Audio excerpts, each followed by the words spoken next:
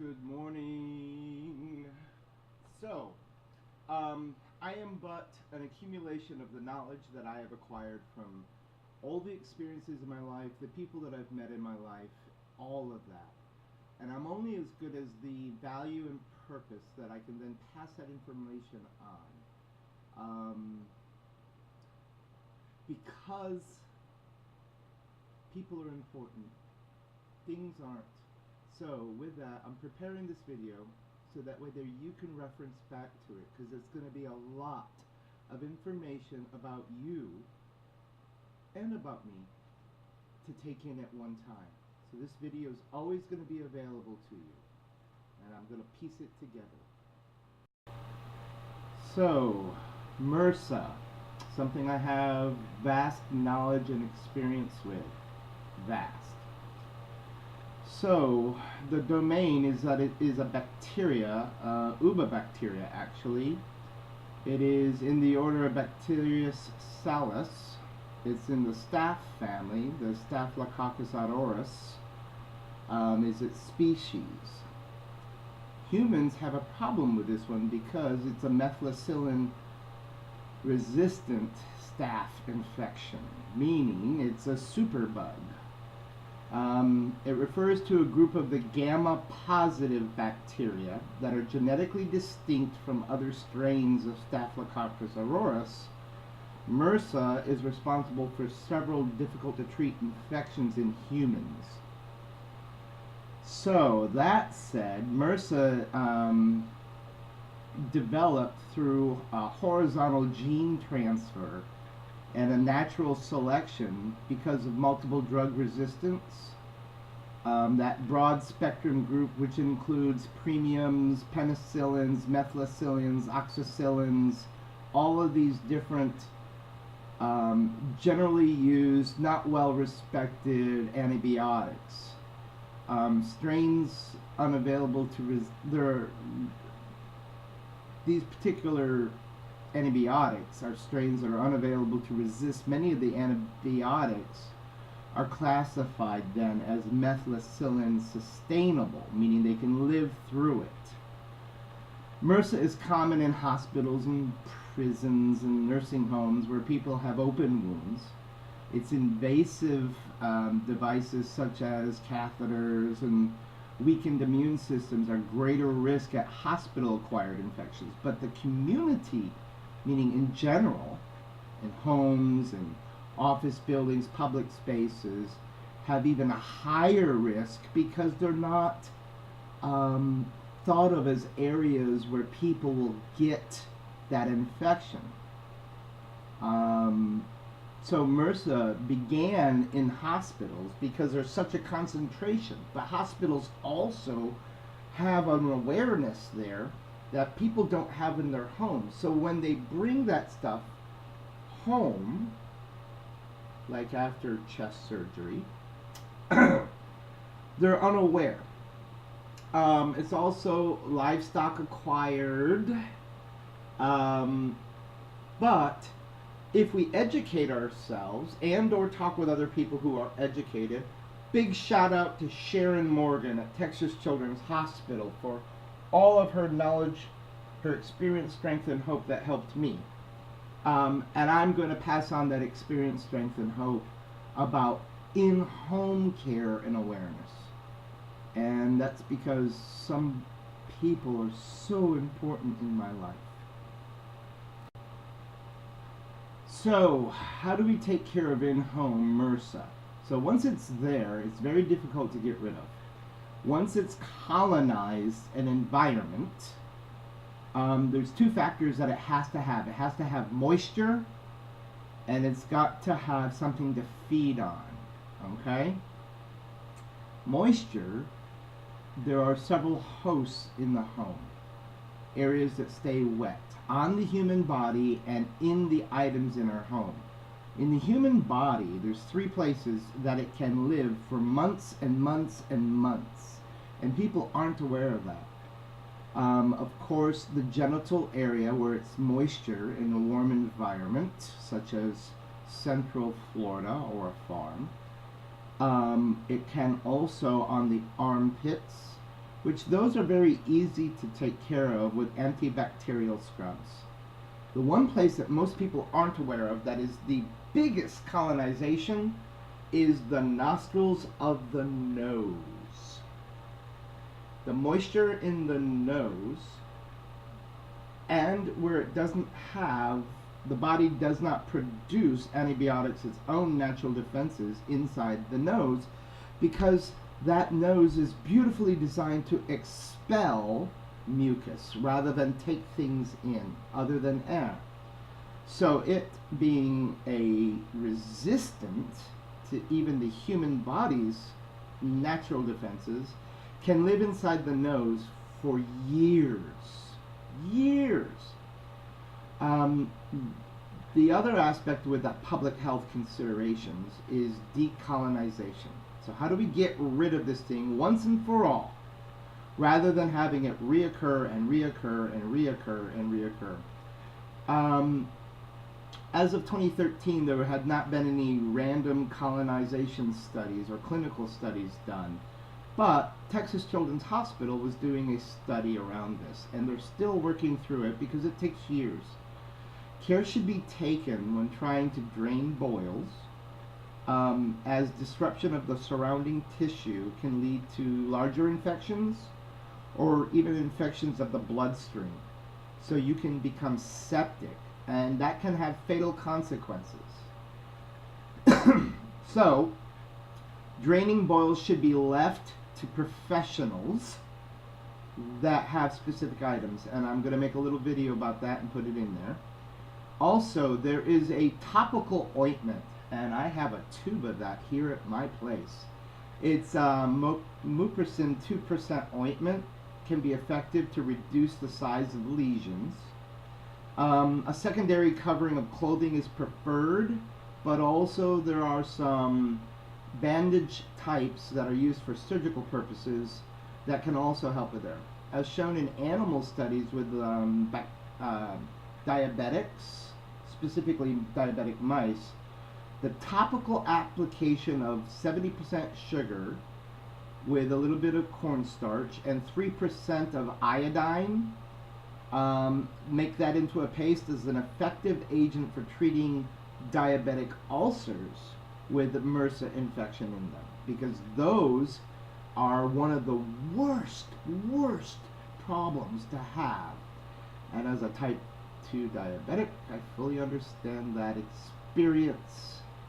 So, in the community setting, meaning in home, there's several areas. That is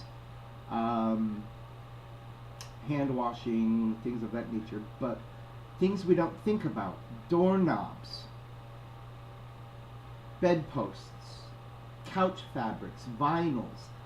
The Staphylococcus aureus can live on those for up to 3 days. That's 3 days. So in the rate at home, also in the bathtub, I almost forgot, in the bathtub, it can last up to a week.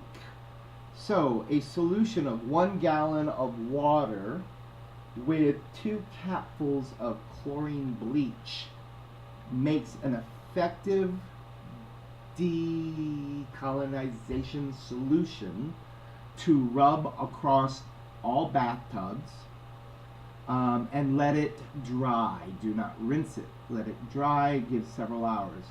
And if you do that 3 days in a row, it will decolonize any bathtubs, any showers.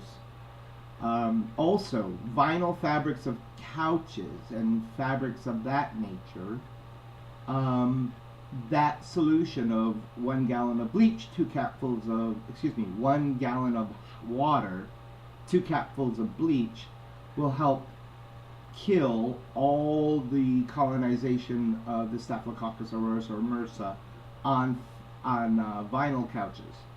Fabric couches, it is best to cover those with another fabric, such as a sheet, for 1 week to 2 weeks, and that bacteria will die off and no longer be able to touch the body of any scratches and bring that back. Any abrasions on the skin can pick that stuff up off from fabric couches. And of course, you're not going to Spray bleach solution all over your furniture. Doorknobs, door handles, kitchen sink faucets, bathrooms, all of that can be sanitized with a 3-day application repeatedly without fail, and decolonize all of that surrounding in-home. Gym equipment is a primary contributor to reinfection. Having had a little home gym, I realized, oh gee, I tend to utilize that often and get reinfected when I had MRSA. I'm very fortunate that I no longer get reoccurrences of MRSA, and I'm really glad that, shout out to Sharon Morgan at Texas Children's Hospital for her online information that I was able to then learn for other people. I shall stop here and give some more information in a bit. So, we've got all of this beautiful worldly energy of MRSA, methicillin resistant Staphylococcus aureus. Fancy word for superbug. Anyways, in my home and available for utilization, I keep, such as what I did up at the condo because so many people had used it, a little care kit. In that care kit always contains bleach,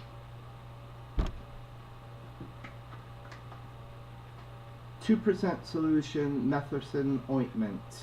This ointment is incredible for going around the different lesions, such as surgical lesions. Yeah, okay, it's beautiful. I'm going to move this over. But more importantly is a 3-day treatment of this ointment put onto a Q-tip and run around the inside of the nostrils for up to a week. And it decolonizes the human body. Antibiotics that you take orally do great to get it out of the blood system, to get it out of the skin cells, all of that.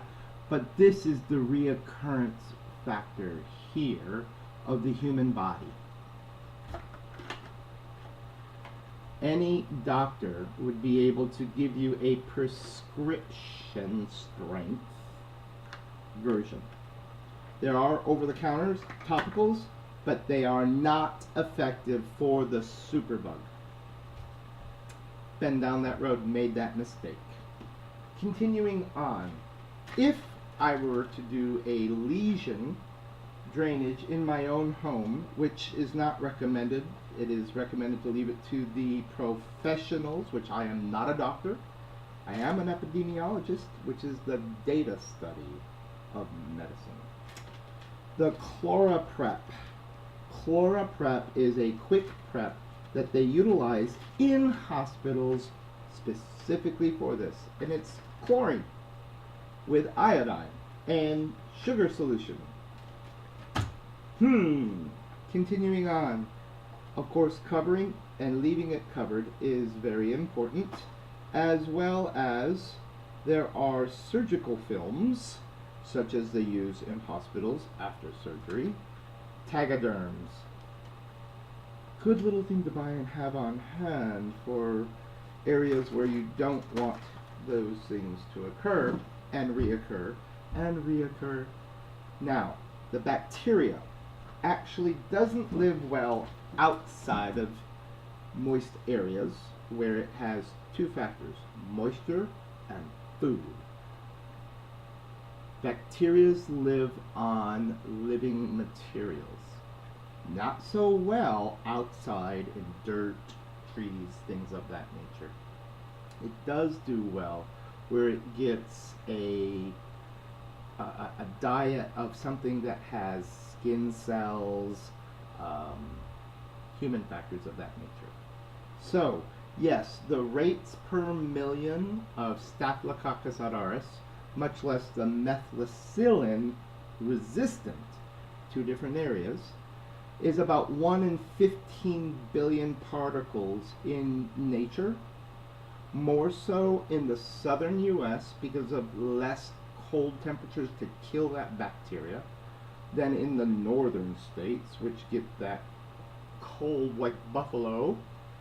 But inside of a home where it has a controlled environment, it doesn't have natural predators such as other bacteria that's in soil and fungi that beautifully chew up all that natural crap. Inside the home, it can live for years, and inside the human body as well. So, important, as well as topical. Important, treating the home where you can. Important, covering with other fabric to interrupt whatever's existing on fabrics. Important, 1 gallon water, 2 capfuls of bleach, wiping doorknobs, dresser drawer handles, workout equipment, seats that are vinyl, bedposts. Oh my God, that one alone was like a mind blower for me. Kitchen faucet handles, bathtubs, toilet seats, all of that stuff, which is a service that I did for my home, which is a service that I did in loving care in preparation of a condominium or somebody coming to visit, because there was a vast number of people who utilized that condo prior to my taking it back over. And it's also something that I can do when I'm visiting friends and people that I love. I hope this video lets you see the beauty of love and knowledge and sharing that. So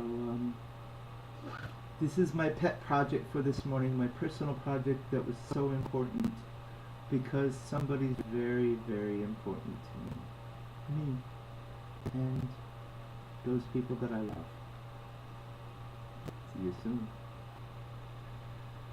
As I said, I'm only as good as the knowledge that I've learned from others. Steve Jobs said it best. Time is our precious gift.